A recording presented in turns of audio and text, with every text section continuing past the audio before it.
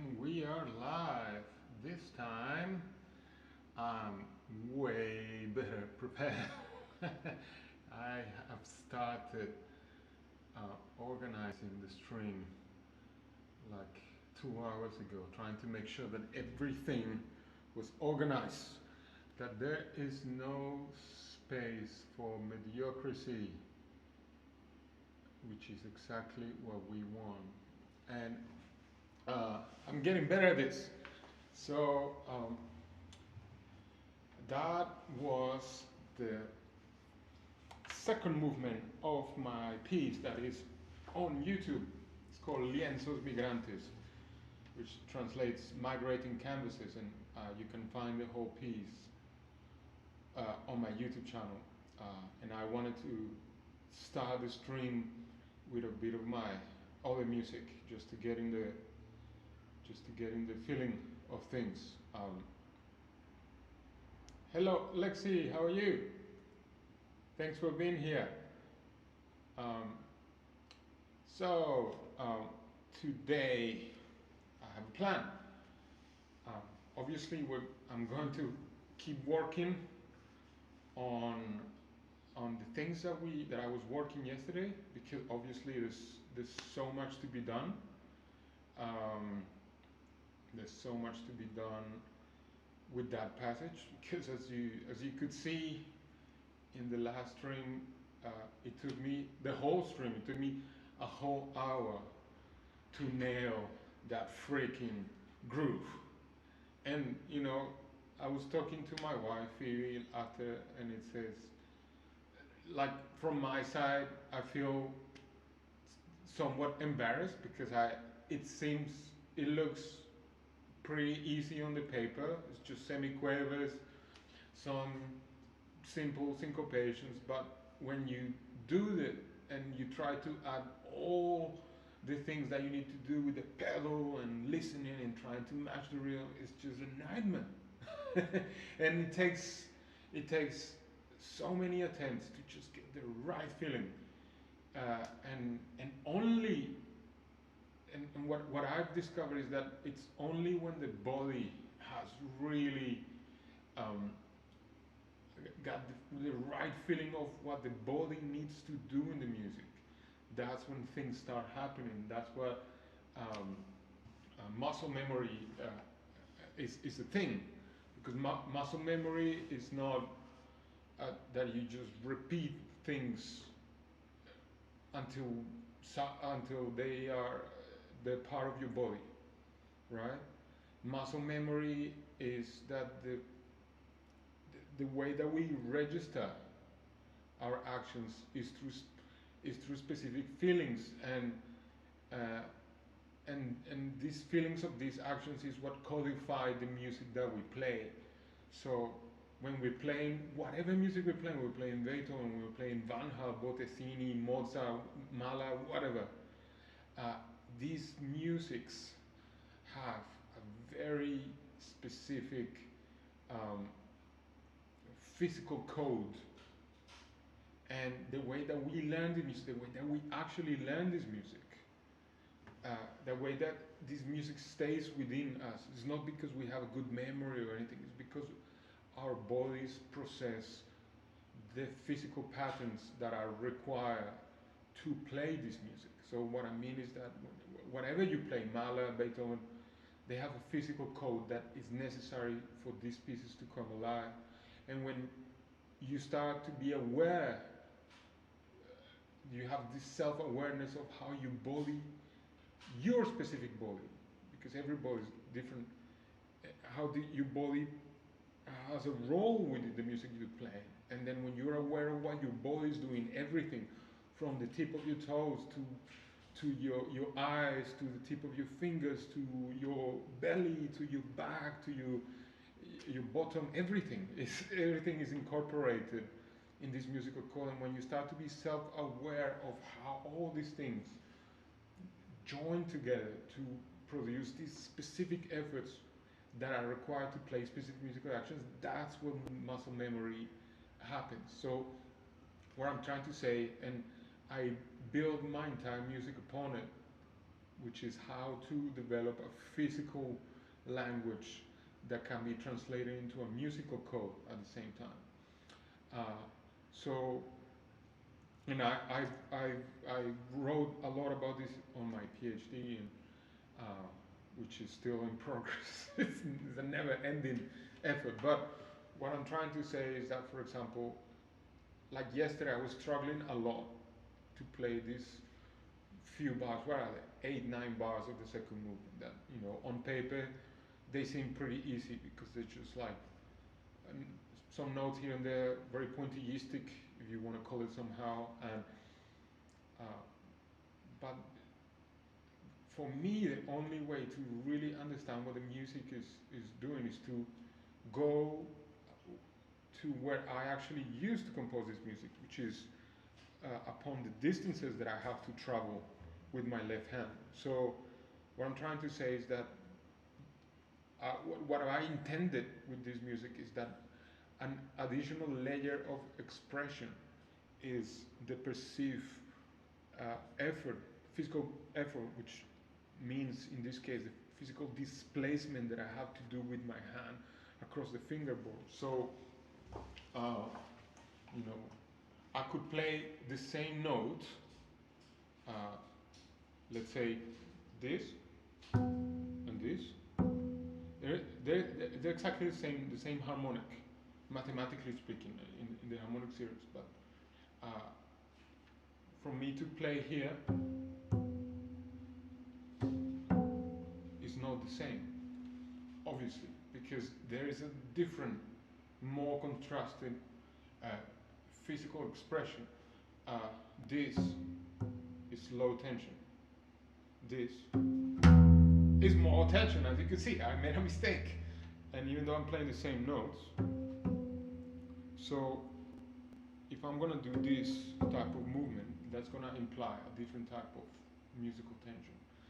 So the way that helps me memorize my own music is to memorize the displacements that I have to, what I call in my PhD document, the interval paths that I have to go through. So for example, that is a huge path that I go from middle of the string, which is this harmonic, to this one. And to compose, I use the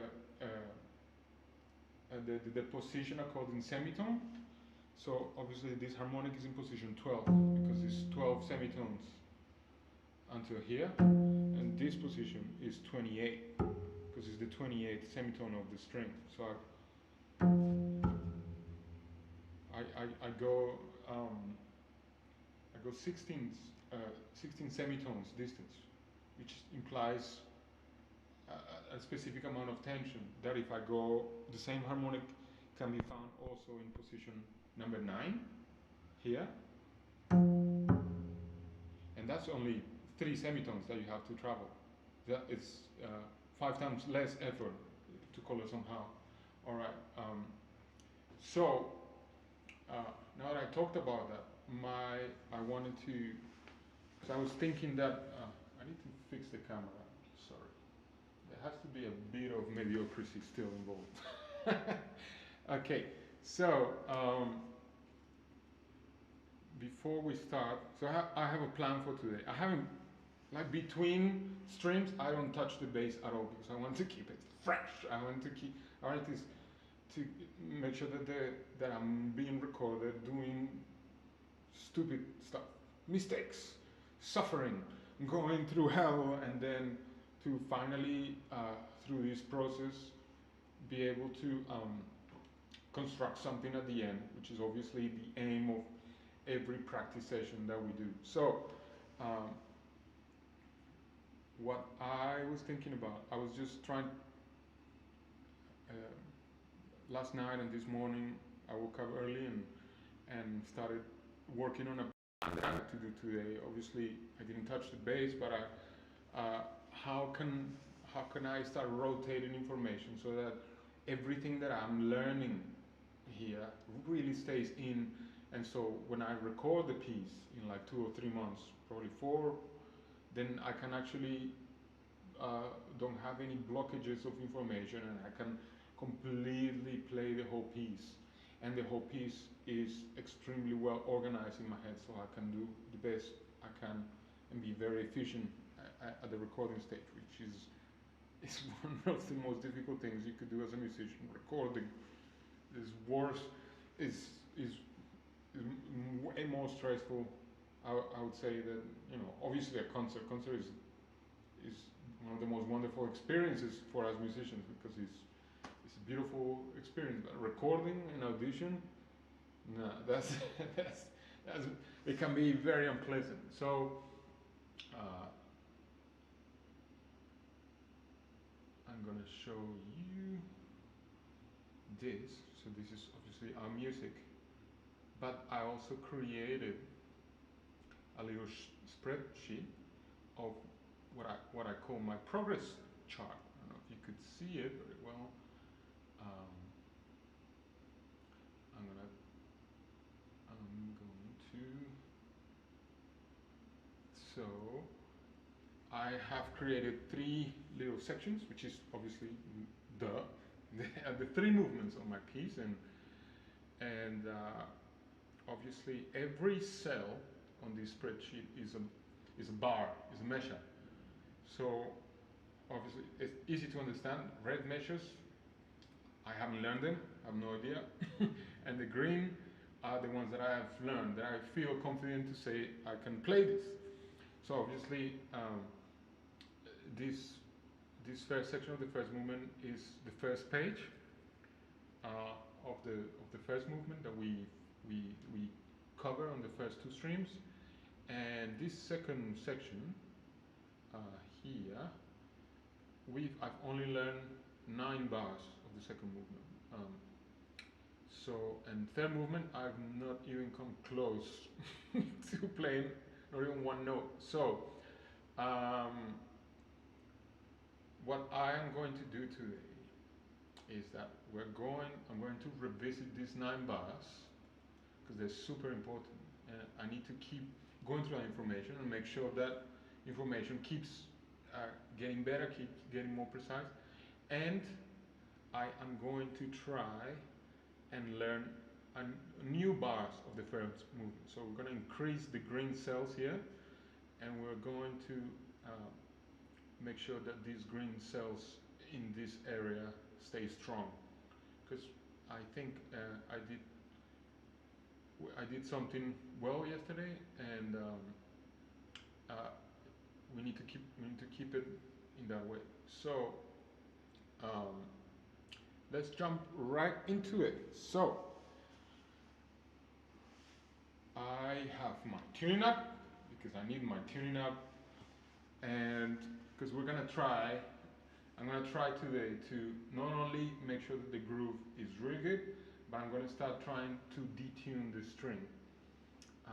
So for that reason, until this moment of the music, here where I just selected that bar, until that moment of the music, the scordatura has changed, because this is the beginning of the second movement here, and here we need to tune. We need to start actually from all this section, all this line is for me to detune the first string from an F to a G. So let's do that. F. Let's go to a G. G. That's it.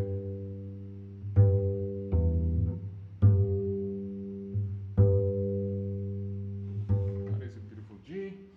And now let's pretend I have played the music, blah blah blah. I play this music, and then here I need to tune the A string, which right now is a D. I need to tune it to a C sharp. So let's go down a semitone, which might seem like it sounds like the same note, but it's not. So right now, the scordatura that we have is G, E, C sharp, C natural. Let's check that again because, yeah, it goes down. That's fine. This should be sharper. And the C sharp. And it's beautiful.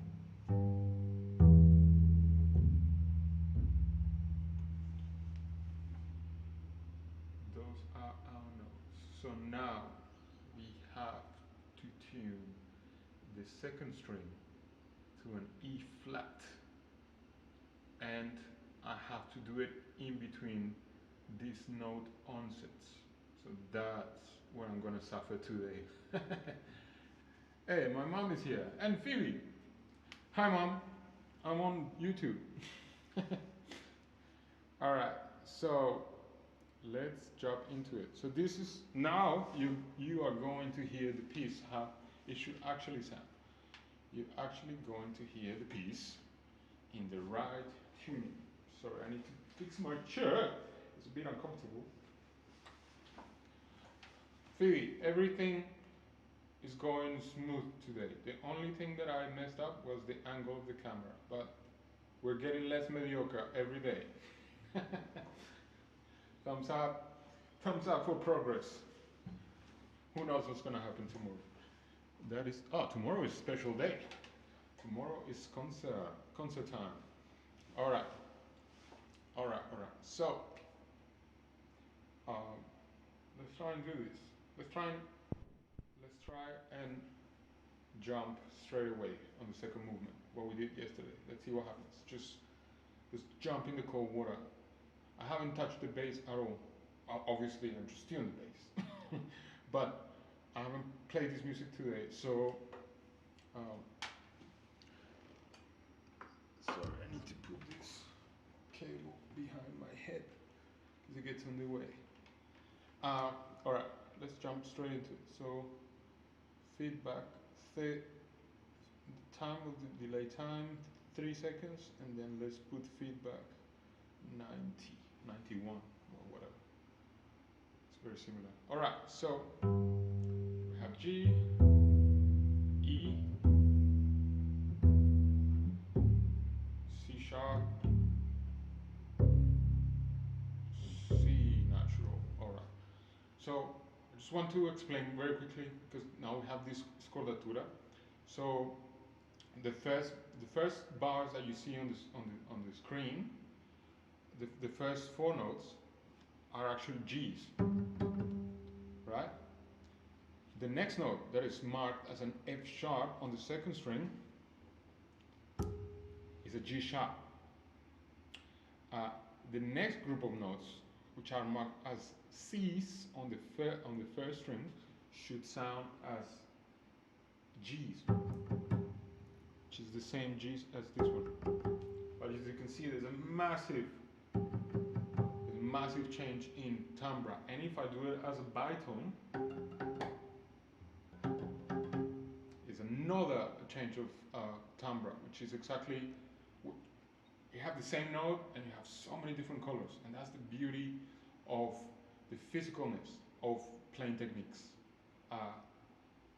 Notes are notes, but playing techniques are like brushes, really. You can even hear like a D as well. It's like a chord. I know you hear a C and a G, so you have a beautiful fifth. That is not the same if I play as a harmonic or here. Anyway, that's the beauty of the double bass. All right, the next note that you see marked as an E flat on the third string, which is this one here. This should be a F sharp. Is it? Sorry, that should be a G. That sounds a G. So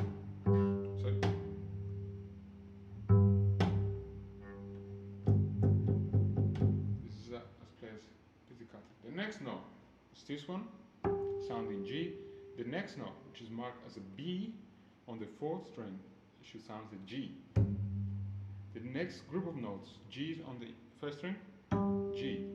Then the next note, pay attention, pay attention kids, which is marked as a B on the D string, and it has the words BP, baritone pizzicato. That should sound roughly as a G as well. No, that is not true. Oh no, what's wrong with me? No, forget, yes, absolutely.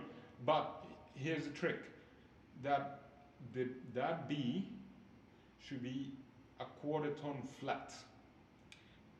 But we are bass players, we're always out of tune.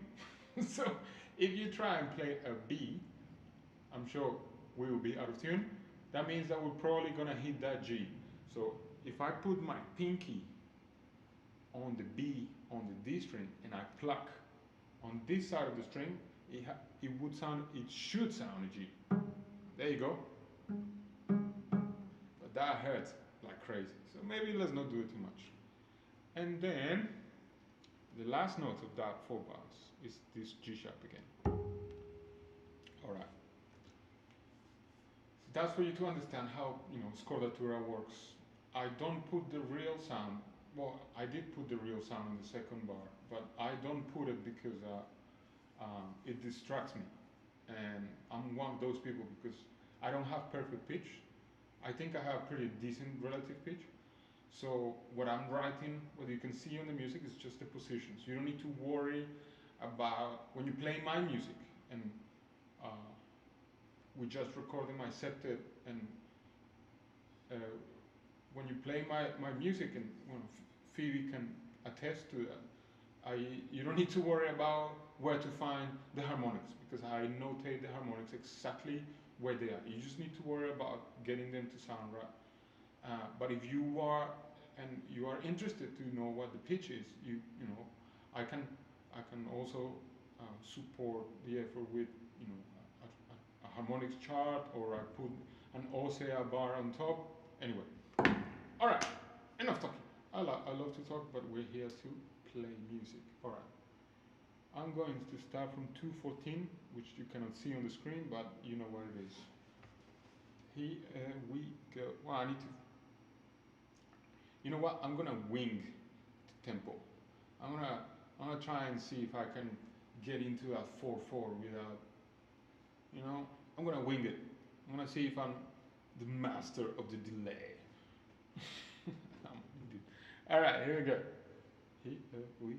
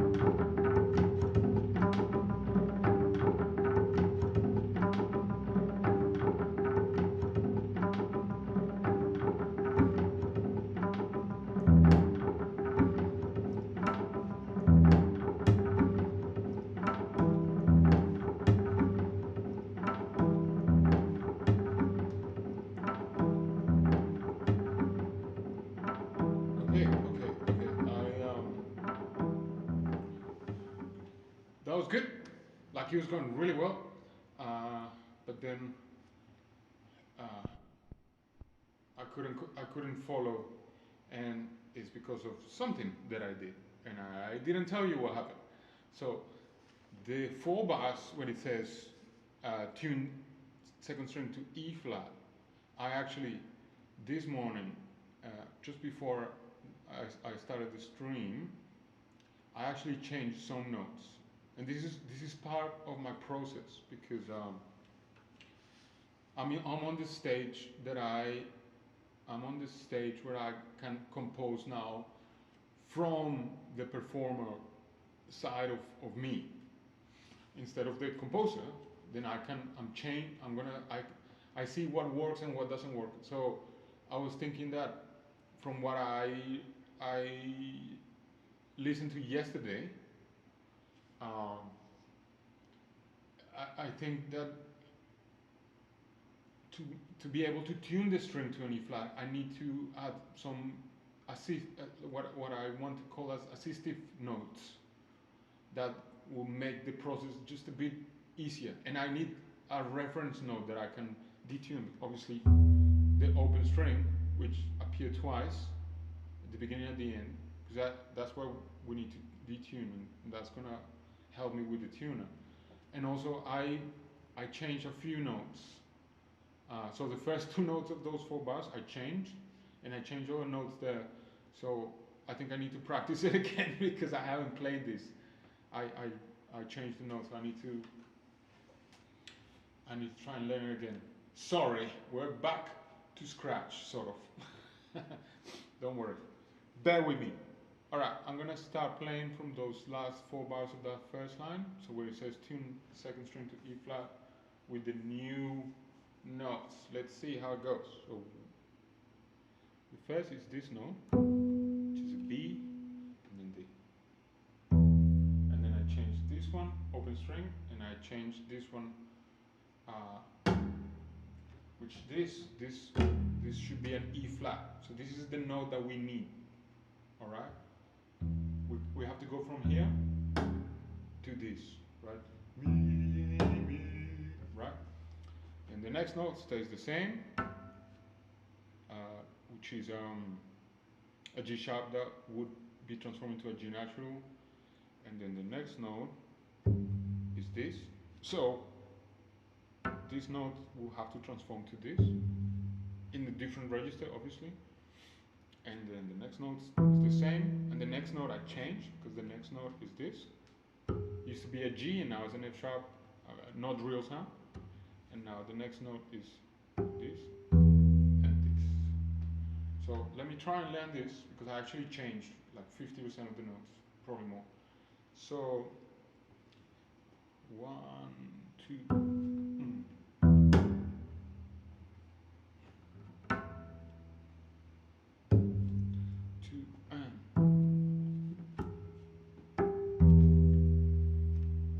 That's it. One time. So 1, 2, 3, 4. 1, 2, 3, 4. 1, 2, 3, 4. 1, 2, 3, 4. That's it. And I actually could do the polyrhythm counting. One more time. I recommend doing that. It's hard, but it's worth it. Yesterday I was struggling to do that polyrhythm, and it was not so bad today. One more time. So 1, 2, 3, 4. 1, 2, 3, 4. 1, 2, 3, 4. 1, 2, 3, 4. 1, 2, 3, 4. All right. That's it. I'm gonna try and do it with the whole thing. Let's see how it works. I'm starting to realize slowly in my head that I kind of liked the notes that that I was using yesterday, like with the F string, but that's not the music that I wrote. So I need to stick to my guns. All right, let's do this one more time. So feedback. Let's put feedback 80. And also I've been thinking that maybe for those last 4 bars of that first line, maybe they don't need delay, but maybe they do. Maybe they do need a delay.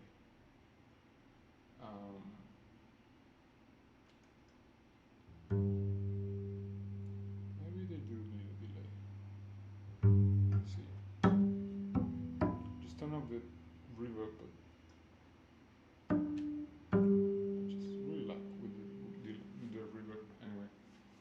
Okay, let's do the same thing, but now with the new notes and with better groove.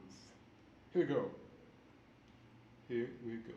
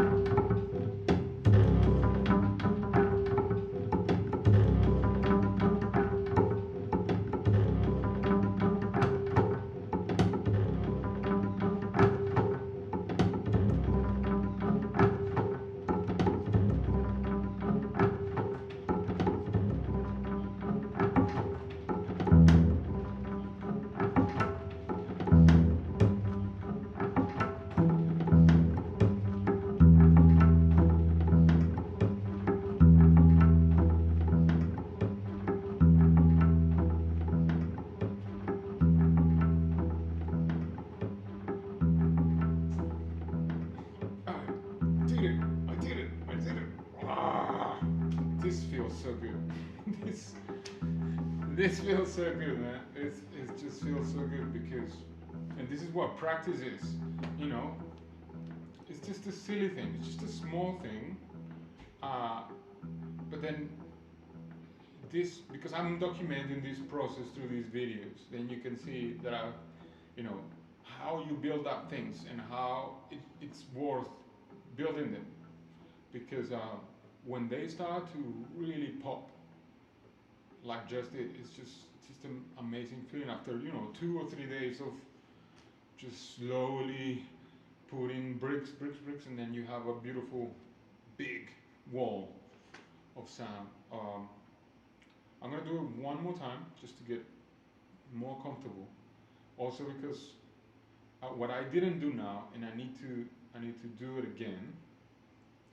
Now that I can just be super comfortable with the groove, I need to repeat the last 4 bars, which is a hard thing because when I just what I just play is that I was so happy that it worked that I just gave up and I lost completely track of the music. So now I'm gonna do it again, and I'm gonna repeat the last 4 bars because I know that if I can repeat them, I know where I am and I know where I can go with the groove.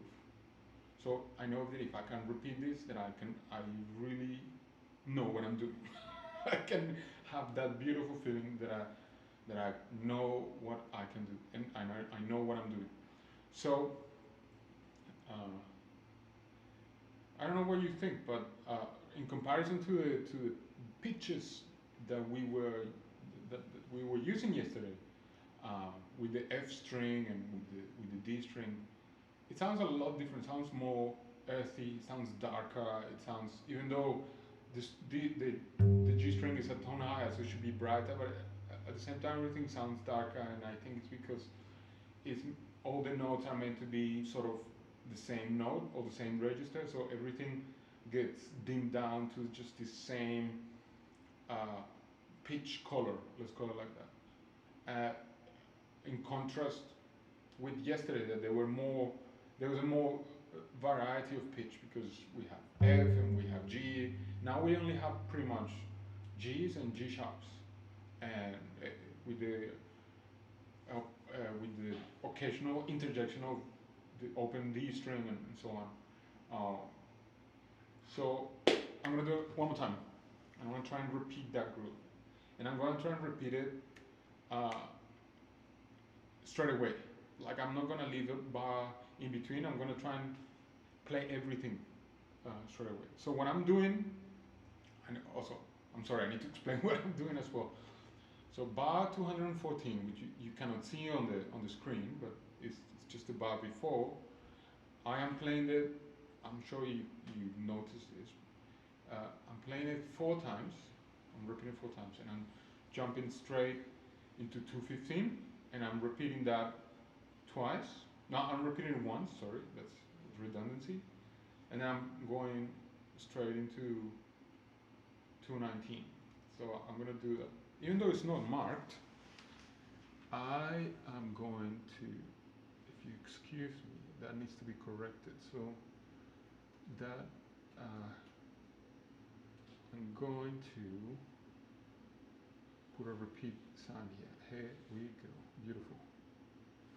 Composition on the making. Just for you. All right. Here we go. Okay. Same thing, but better.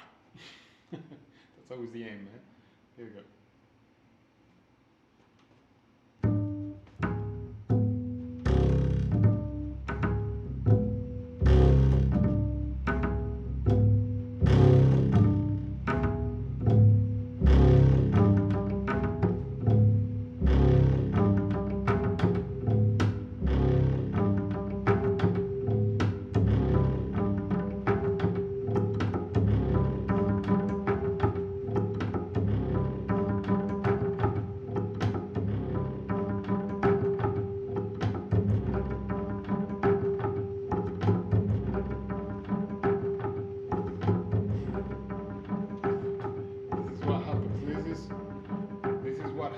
Yeah,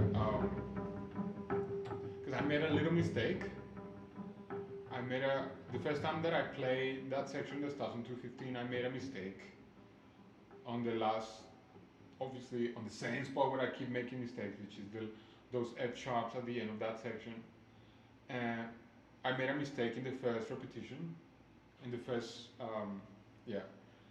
not in the first repetition, in the first thing, in the first run through, and so I thought immediately, all right, I'm gonna fix the rhythm on the repetition, and so I sort of fixed it, and then when I finished, because I was so focused on fixing this section, I completely forgot to anticipate the next section. So then when I started playing bar 219, I was like, shit, where is my brain? Because I couldn't go automatic. I need to, because it's new information in 219. This is new notes that I have just learned, so my brain is like fresh. So I need to anticipate those 4 bars as soon as I start playing the other groove, which is already, I think it's already automatic on my body. So, all right. I just need to look at the score again. I'm looking at the score, and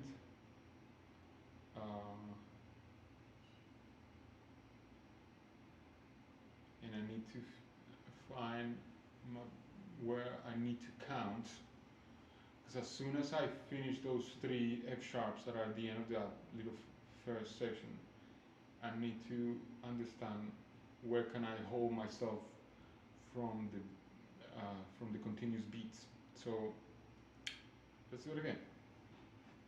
Let's do it again. Same thing. It's fine. It's going fine. And now this is another layer of detail that I added without wanting it, and that's going to be super helpful when I play this live, if I play live, which is how to correct things, which is a very important thing. That if you want to play with the delay, like in the same way that I play in this music, and if you want to play my music, you need to, which is going to be an incredible resource, is how to fix things on the go, how to use the delay not only to create these unexpected microrhythms, but at the same time, if you don't want these microrhythms to be present, if you really need a tight quantized grid, quantized quote unquote, then it's a good thing to these things happening, to get that opportunity to start realizing how can I use the delay to fix my inputs, my onsets, my mistakes, my imprecision, my so on and so forth. So I'll do it one more time. Here we go, same thing.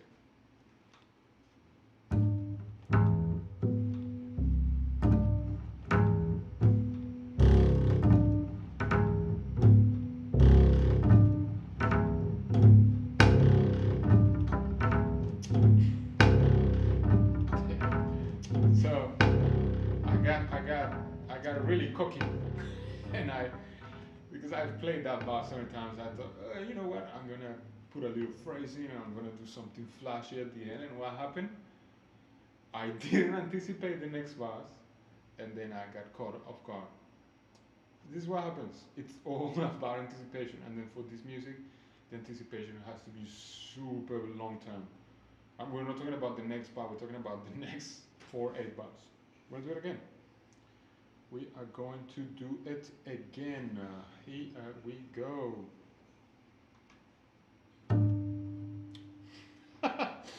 No, such a stupid mistake, man. No, such a stupid. No, such a stupid. And now my voice is growing. No, such a stupid. All right, here we go. Here we go. 80, 83 feedback. That's fine. That should be fine. Here we go.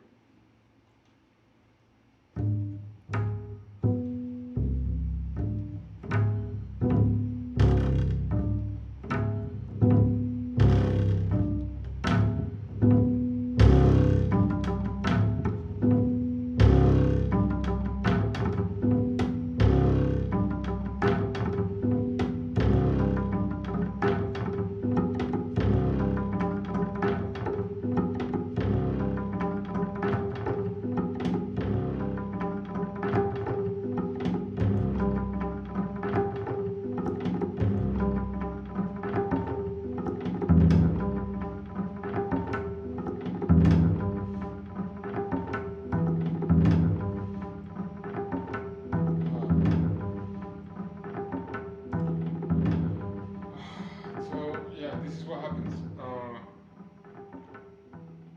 Sometimes, and I experience this a lot, that uh, when you have focused really hard on getting the information precise on like your first attempt, and you put everything in, and you're in the zone, and then it happens, and then you feel, all right, I did it. I think deep inside, unconsciously, you lower your guard, and so when you repeat it, you're more prone to make mistakes.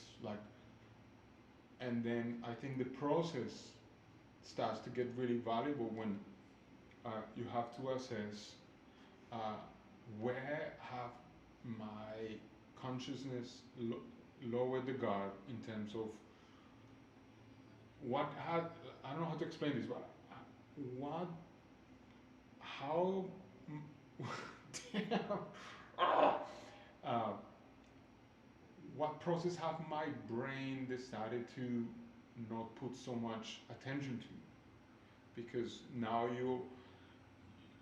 I'm feeling more comfortable with certain parts of the music, that I'm taking more risks, and I'm adding more layers of expression that I know I can put to make the music more attractive somehow. But at the same time, because I'm doing that, I forget that my attention needs to be put into solving the things that need to be actually cemented, which is the new notes and stuff. So, and right now, look, it was fine, but there was two mistakes. One was critical, and one was not so bad. So the first mistake was on bar 221, which is the second last bar. I skip one beat. And the last note of that bar, which is the F sharp on the second string, I have no idea what note that was. It's like, I don't know what this is. So of course I know what it is, but everything is going so fast, and you have to make so many decisions at the same time because there's so much happening, and then your brain is like, that just looks like a blur on the page, and because that's one of the notes that I changed to it. So that used to be a G, that used to be this, and now is this. So I think I need to.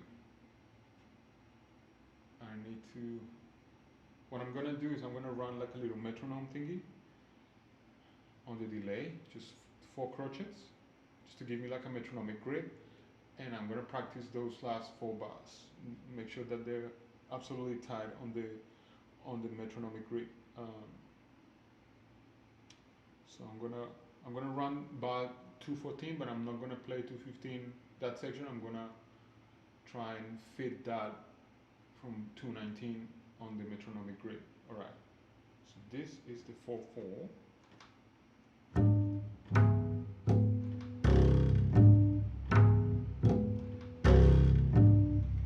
So I put it on 100, so it's gonna loop forever, and I'm gonna practice that without the delay. I just loop this. So 4, 1, 2, 3, 4, 1, 2, 3, 4, 1, 2, 3, 4, 1. That's it. Here we go again. 1, 2, 3, 4, 1, 3, 4, 2, 3, 4, 1. One more time. 1, 2, 3.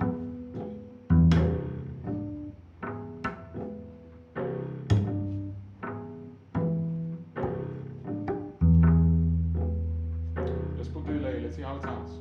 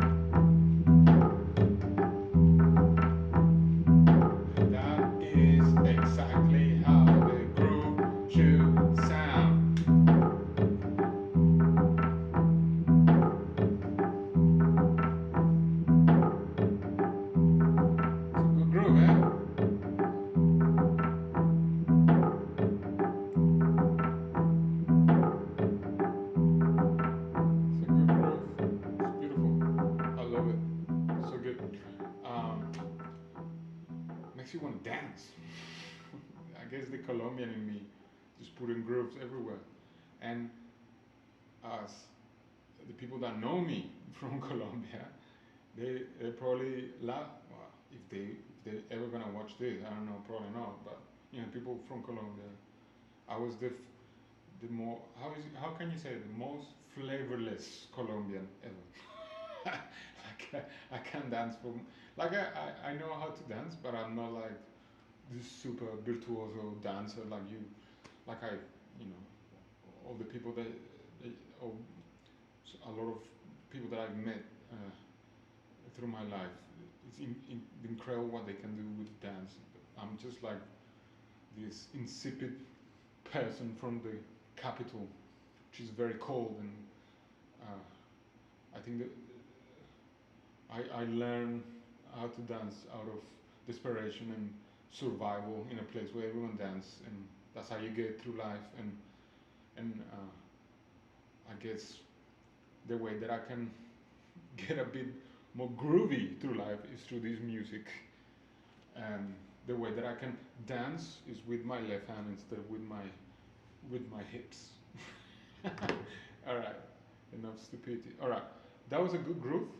I really like it, and I use this way of practicing a lot when I was preparing my lienzos migrantes.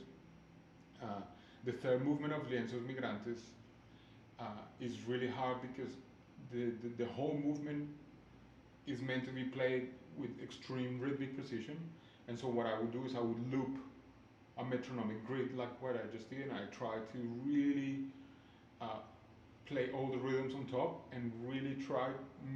The most important thing is that you try to really physically feel how the notes fit within the grid as a percussive, as if it were a percussion instrument.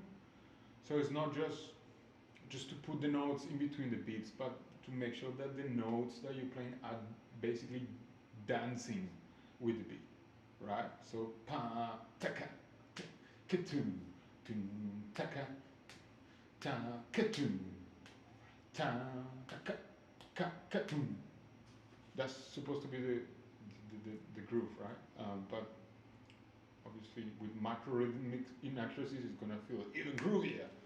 All right, all right. I'm gonna do it again, the whole section, because then I'm running out of time, and I haven't even started tuning the string, but I need to learn this so I can detune the string. And I'll talk about it later. I'm gonna run now, and I'm gonna talk about the strategy that I use to detune the string, because it needs a strategy, because it's super hard to do. All right, let's do one more time this. Now the whole passage, all the grooves. All the grooves. Here we go. Let's put it 90. Let's make that groove just stay longer. Here we go. Here we go.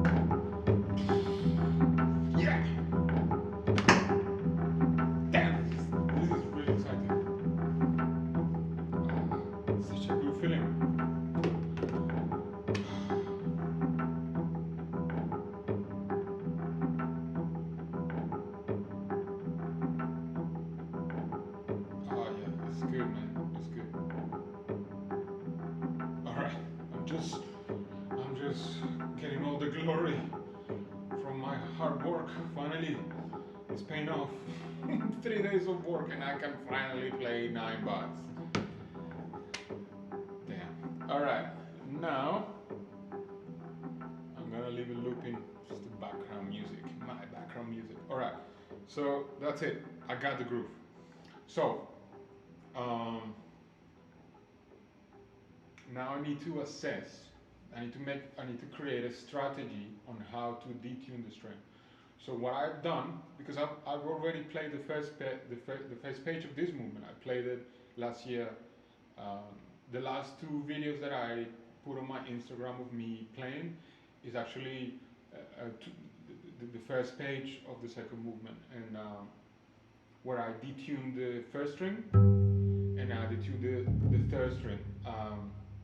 And so the strategy that I use is that, and I had to rewrite a lot of the music to make sure that there was enough space for me to perform both actions.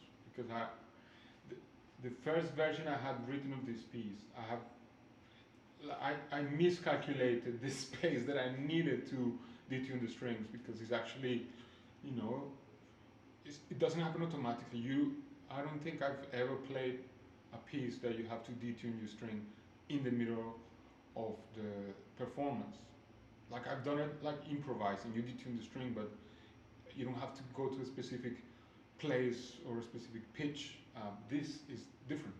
I have to detune the string to a specific pitch, and everything has to be very precise and measure and make sure the groove's still going. So it's a lot of things happening at the same time. So from what I just played, those last 4 bars of the line, I'm starting to think that obviously the best place, and I'm going to come here, and I'm going to highlight it so you can see.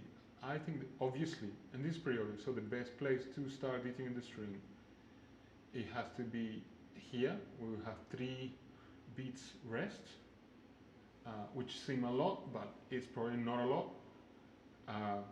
And it can be, I experienced this before, it can be really confusing, because once you start detuning the string, because it's an extra musical action, sometimes I used to get lost in the music. I used to lose my count, I used to completely have no idea how to go back into the groove, and sometimes I would start the groove in the wrong place, and then the groove, it actually would sound cool, because it would be like the groove was facing, like PHASING,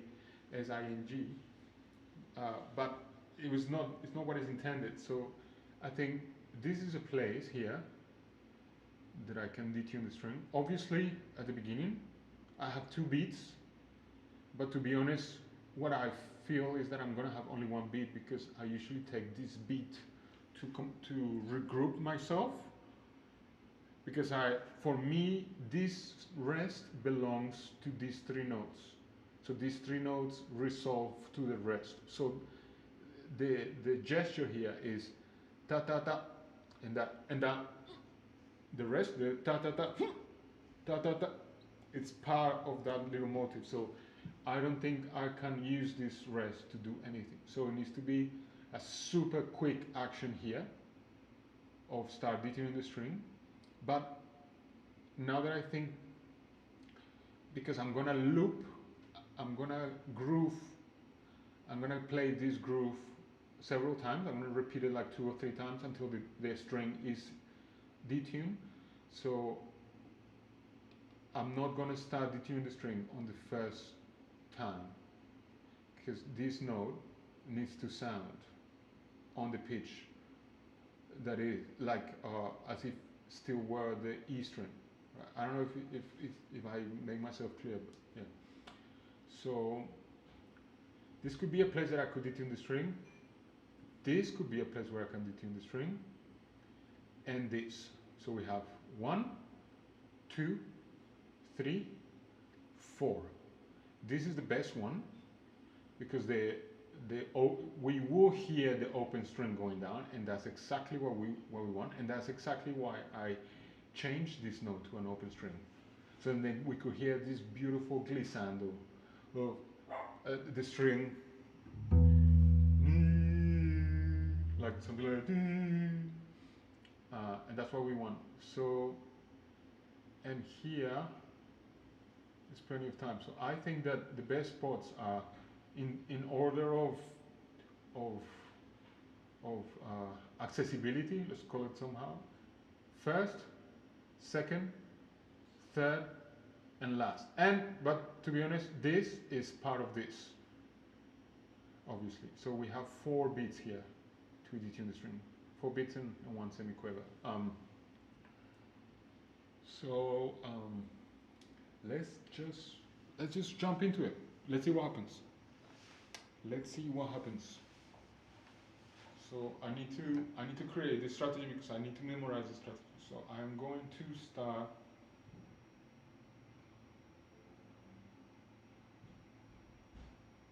I think I'm going to start detuning the string at the end of the first time. So I'm going to play this because that groove needs to be perfect, and then I'm going to start detuning the string when I play here, and then when I repeat it, I'm going to try here, here, and at last, and then probably on the third repetition, hopefully the string will be detuned.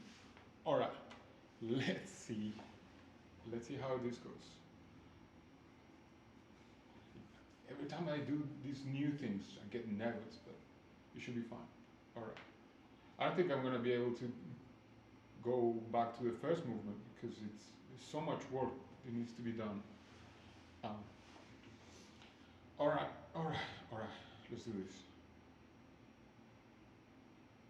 So, all right. Second string is here.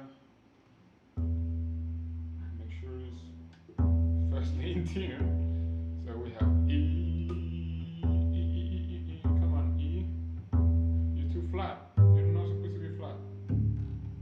And then C sharp is going sharp. Alright. Also, I'm not going to be able to play the first movement today because I need to detune the strings again. Or who knows, maybe I can do it with the new scolatura. Maybe it sounds better, maybe it sounds worse. Who knows? Alright.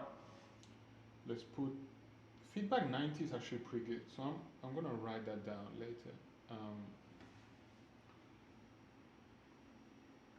I know why I put the second time feedback 60 because so you can hear the transition between the detune. Anyway, all right, let's try this. All right, let's get in the zone.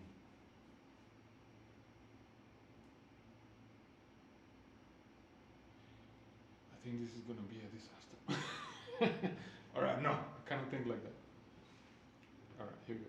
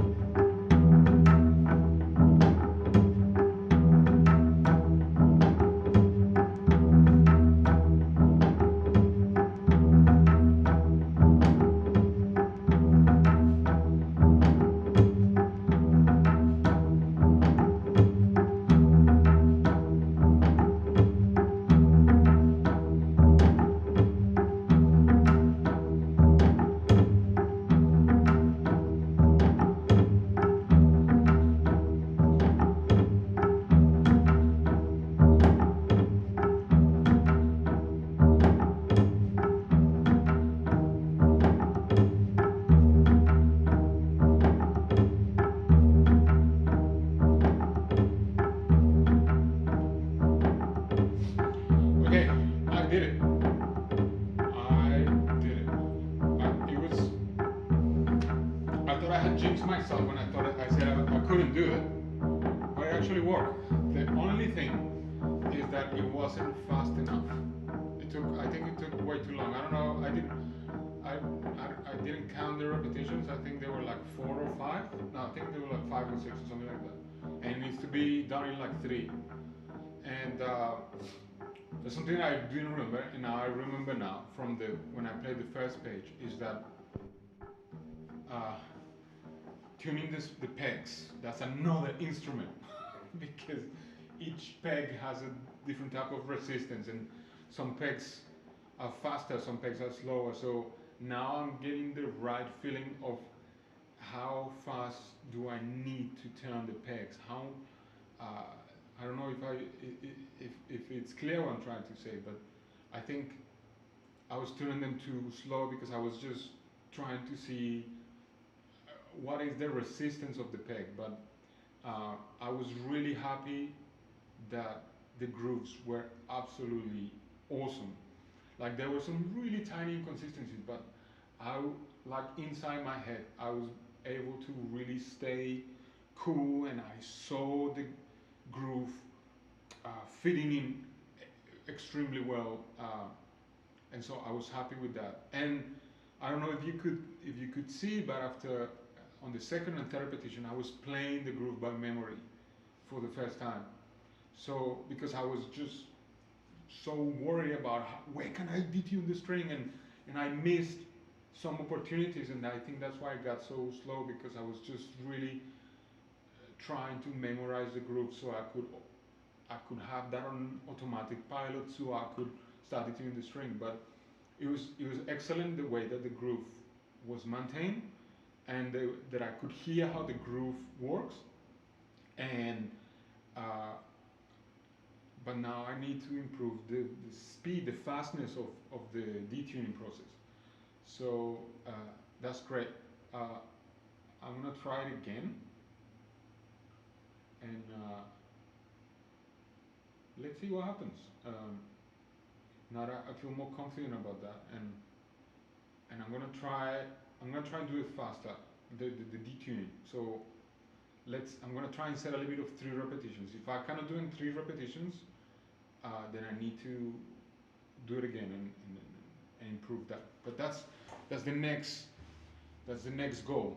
So as you can see, this practice process is not about just running things through, but just setting up goals. And obviously the speed that the pace that this piece gives us is not a fast one. So this piece requires us to go slowly but very steady, because if you run the information, it's not going to stay inside, because this needs to be incredibly well internalized before anything, because there's so many things involved, and only through detail is that this music is going to come alive in its best shape.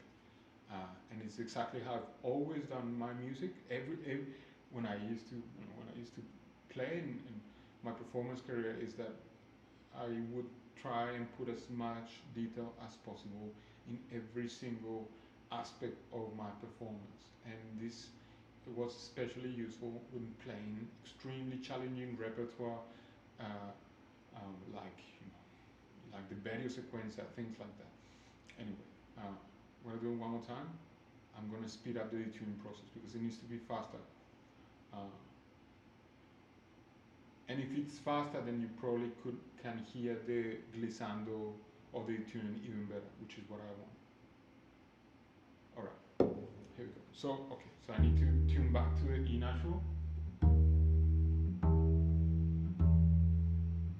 So it was like 6 or 7 turns. So I need to memorize that. 1, 2, 3, 4, 5, 6. All right, that's what I need to do. So if I do 1, 2, 3, 4. All right. If I do 2 turns on the first time, and then one turn on that one turn on that one, and then 2 turns at the end, I might be able to detune the string by the 3rd repetition. So, all right, that's the strategy. That is the strategy. We're gonna do it one more time. We're gonna do it one more time, and then we'll be finished, I guess. Sad, but tomorrow is a special day. Here we go. 90. Let's put feedback 90. Feedback 90, and here we go.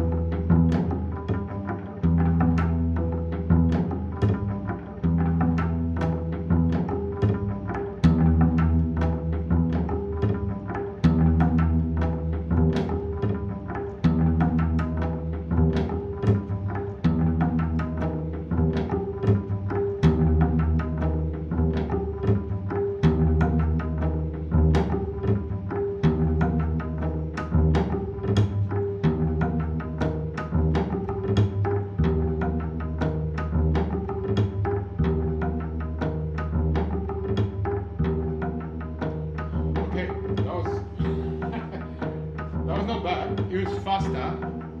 Like I think at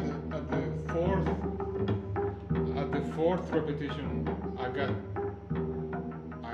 to an E flat. But there was there was something that usually the mistake here was that I was way too fast. So by the second repetition, not only I had tuned to an E flat, I had tuned to a flat E flat. So I had gone way too far with my detune. So by the third repetition, I was going back. I was tuning sharper because I had gone way too far, and you could see it on the sound. But the groove was great, and so I think it's because so what happened was, when I started tuning, it was great, and then the second repetition, I forgot to do one turn on that first rest, and so on the second one, I tried to compensate by doing even faster the detune, and then went down a lot. Okay, but that was really good. I like it. It's an amazing sound. It reminds me of. Obviously, it's not the same, and I don't intend to be like that. But there is a piece by a well-renowned composer from Berlin. His name is Peter Ablinger. This guy is like, is incredibly outside the box, very unconventional music, very incredibly interesting, but just completely so out of the ordinary. Such different music, and he has a piece that really marked me because it was like a performance action. Also reminded me of a performance from a very famous Korean artist. I don't think he's Korean. So his name is Nan Jung Paik. He was part of the Fluxus movement in the 70s, and 60s and 70s, I think, and which Yoko Ono was part of that, and I think Joseph Beuys, which is one of my favorite artists. And Nam Jung Paik has this piece. There's a video of the band Sonic Youth, which is very popular, and they're playing, which is, they have this piano, and then the performance is that you have a nail and a hammer, and you hammer a nail on each of the piano keys until you hammer nails on all the piano keys. So it's like, it's an incredible array of sounds that are happening, and the performance itself is extremely powerful. And so I don't know if it's related. It just gave me the impression. This is just my opinion. Uh, the Peter Ablinga has this piece which is for guitar, I think. I don't know if it's electric guitar or acoustic guitar, but and you can look it up in YouTube. Is the which is the performer plays and then he starts tuning up the string, until the string pops, like completely breaks, and then he goes to the next string. So the music is the musical gesture is pretty much, if you put it in very very simple terms, um, is this continuous stream of sound, of punctuated sound, which is the guitar, that keeps going up, the tension goes up until it explodes, and it's this Bartok pizzicato sound. It's something that sounds like a, when you snap the string, and that's a signal to move on to the next build up of tension. So I would see it as every string is a section of the piece in a different register, in a different timbre, in a different character, and every pop is different because every pop is designed inside the context of every string. So I thought, all right, that's an amazing idea, but maybe let's not pop the string. I don't have money to, and bass strings are expensive, man.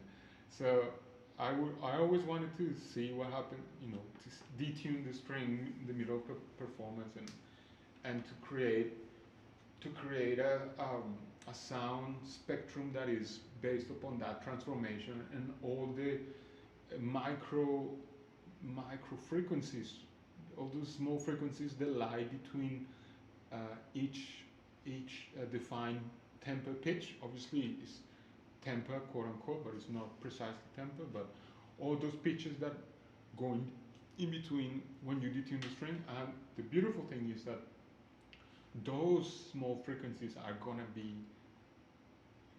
recorded and put on the musical texture by the delay. So by detuning the string over a period of time and letting all the frequencies in between the two notes populate the delay texture, it creates this microtonal, almost heterophonic musical background. Well, not background, but texture that I just thought it was really beautiful. And the second movement is based upon detuning all the four strings. So every section is marked by the different colors of the different strings being detuned, because the detuning creates a different spectrum of micro frequencies.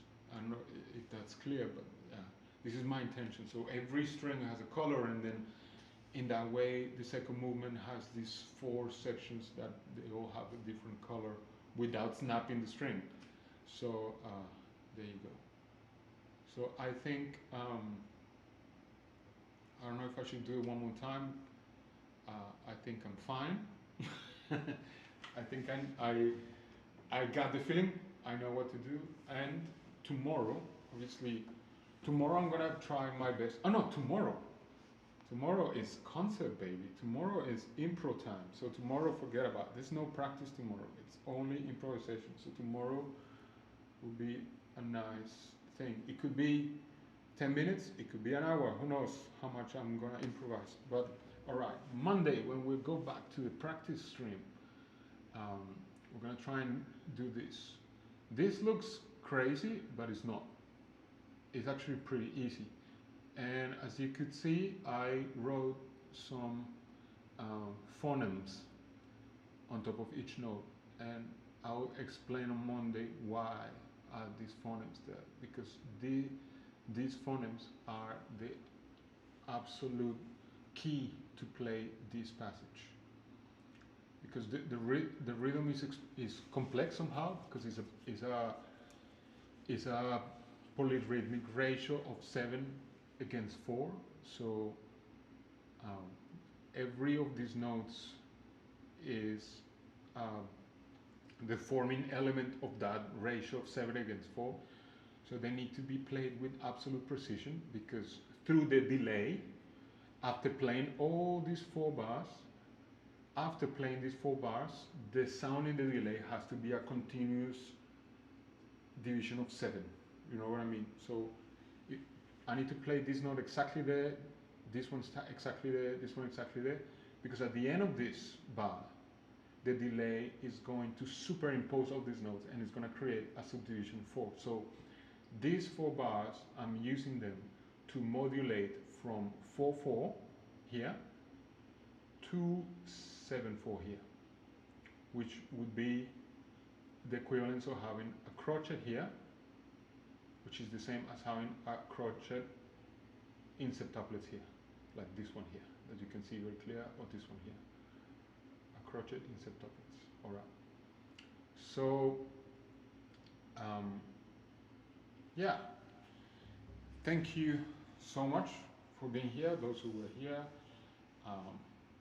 This is, from my part, it's a big effort to do this. Extreme amount of work going to doing this with organizing and also the playing is very intense, and obviously this benefits me greatly because this is part of my work. But what makes me more excited is that I can find a way to share it with all of you, for free, and to make it accessible to anyone that wants to see it, because practice is a moment in a musician's life that is hardly ever shared. Practice is always a private space when we are the most vulnerable, and we are faced with our mistakes and the challenges that we need to face, and all the things that remind us that we are not perfect. And so I believe that by sharing these moments of intimacy, which is practice time, that it could probably be useful to those that want to improve not only the practice technique but also self-awareness as a musician, in terms of the physicalness that involves, and also the mental aspect, and obviously the intellectual aspect, which is in translating in the music. So thank you again, those who watch this. I plan to do a lot of this because I have so much to learn, and I need to record this piece. And yeah, I'll see you tomorrow. Tomorrow is Friday special, improvisation only, and Monday we'll go back to my piece. 3 movements for the left hand. I think that's what it's called. Let's go back to the first page. 3 movements for the left hand. And we'll go back and learn, keep working on this, and perhaps more. Thank you so much. Enjoy your afternoon. Peace out from Brisbane. Bye, friends. Ciao.